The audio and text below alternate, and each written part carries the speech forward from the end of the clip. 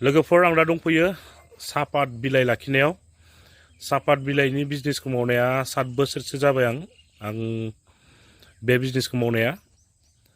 बिलाइयानो दिनै बारा गैया नोंथांमोननो दिन्थिनो सानदों आं आरो बिलाइखौ बोरै सोदों बेखौबो दिन्थिलांबाय थानि नोंथांमोना भिडिअखौ जोबजासिम नायलांबाय था बिजनेसआलाय मोजाङालाय थेवब्लाबो खस्थ' दङ बेलेग बिजनेसफोर बायदि नङा बा हर लाखिनानै दोनजानाय बुस्थु नङा सानसेनि बिलाइखौ सानसेयावनो फेक्टरिसिम लांनानै हैयाब्ला बिलाइया खामजोबो गाज्रि जायो गारनांगौ गोनां जायो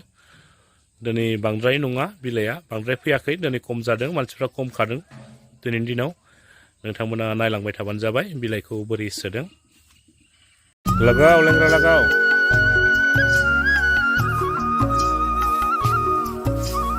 दे सोबाय थालि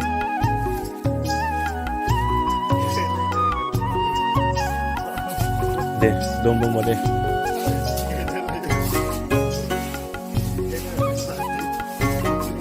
आं मोजां सोदोब्रा माथो होनदोंखाय बेखौनो देखायलाय नागिरबाय नोंसोरो नायखांबाय थादो बोरै सोनांदो बारा गैया बिलाइया खमथार 4 कुइन्टेलसो जागोन खोमा आरो 4 कुइन्टेल बिलाइयावनो आंनो देखायलाय नागिरबाय बिसोरो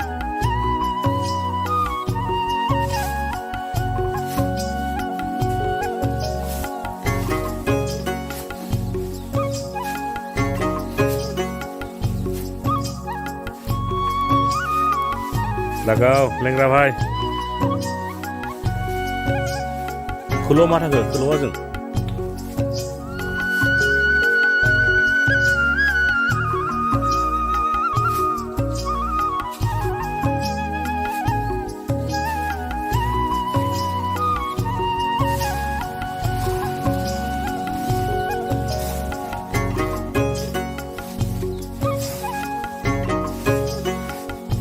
नोंना खिबु नुजानो नागिरदोंलै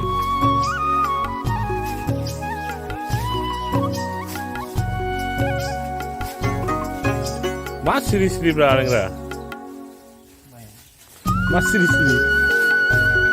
मेथाइ खनलांबाय थाब्रा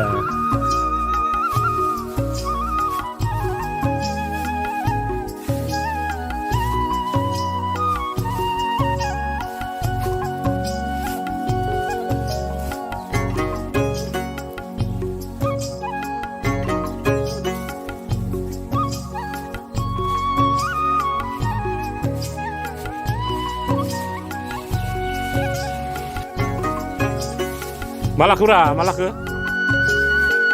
मा जागोन बेखौलाय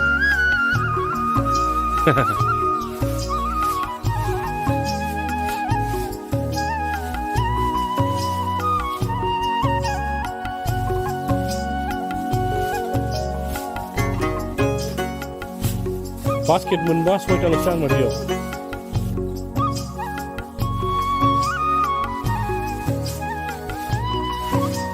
जों लोंनाय सापातानो बियो माबायदि आथिंजों जोग्लि नुवाखै नै आथिंजों जोग्लिबाबो जों नंखायालाय द्राय जायो ओजोंहाय फेक्टरियाव गाटाराव होबावगोनसैखौ मेचिनाव सोनानै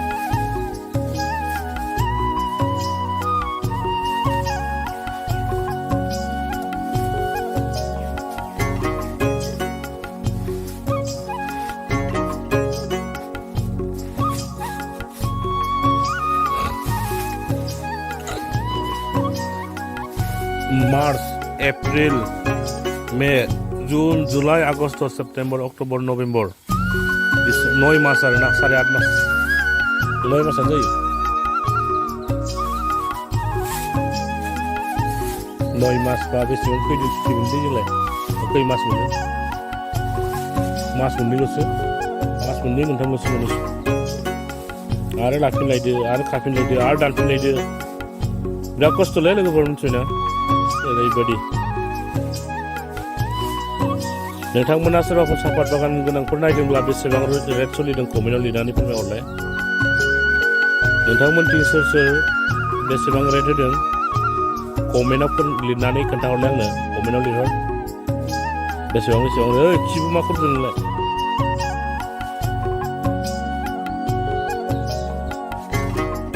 बेखौनो नुदो दासो हागोन फैगासिनो दंबावो आरो माला